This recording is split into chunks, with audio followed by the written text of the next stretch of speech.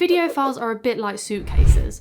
The bigger they are, the more difficult they are to carry around and to store. But what if I told you that there was a way that you can pack all of your video content into a smaller, more manageable file size? Well, in this breakdown video, I'm going to be showing you how you can compress your video files into smaller file sizes without losing any of your original image quality.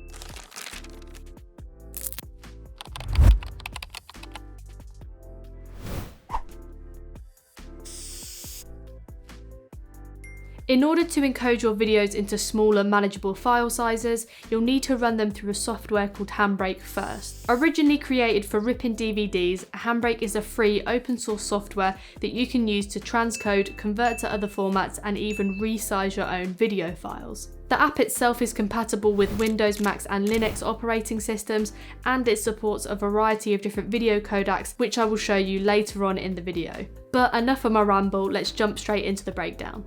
So obviously the very first thing that we need to do is to go ahead and download and install Handbrake, and I'll leave a link in the description of the direct link that you can go ahead and download it. So after it's been installed, you'll see that the app will appear with a pineapple and cocktail glass as its icon. I have literally no idea why the developers chose that icon, but it's kind of a vibe, I have to admit. It looks cute on the desktop. Anyway, once you open the program, you'll see that you get the option to either upload one singular file or an entire folder.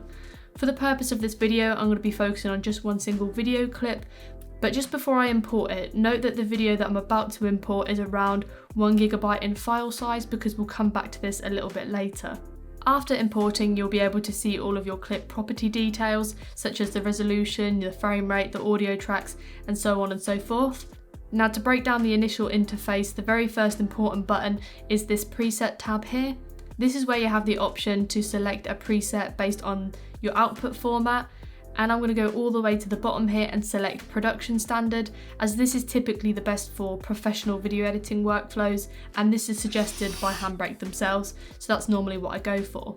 For format, I'm going to leave this to MP4, and I'm going to make sure that web optimized and align AV are ticked, as these are the best for social media videos, and that's typically what I tend to create.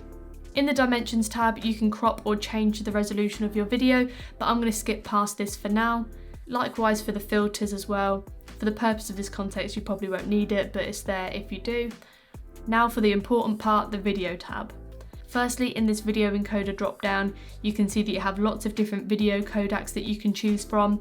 I'm just going to keep this to H.264, as this is the most compatible video codec nowadays, but these other options are something to be aware of. For frame rate, if it isn't already selected, then make sure it is set to same as source, and that the constant frame rate is also ticked. And then on the right hand side here, you'll see that you have this quality slider.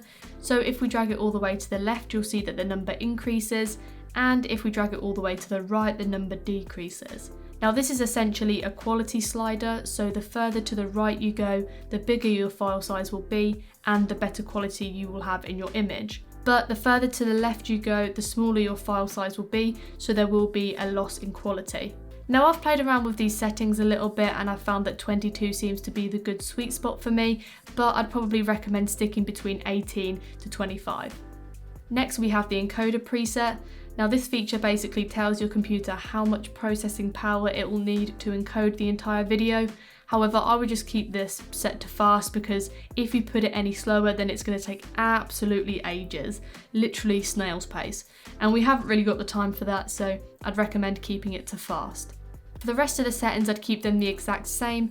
But if you have any audio in your video, then I'd recommend checking this audio tab to make sure that it's set to 320 bits, because sometimes it automatically sets it to lower, and you just want to make sure that that's 320. Lastly, to save us from inputting all of these settings ever again, we can save this as a preset up here, so you have it for future reference.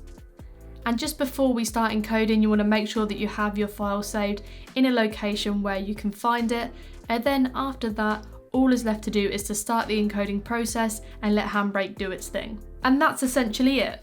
So if we compare the file sizes, you can see we started with a 1 GB file size, and now it's been dramatically reduced. And if we play them back side by side, you'll notice that there has been no quality lost whatsoever. They both essentially look brand new.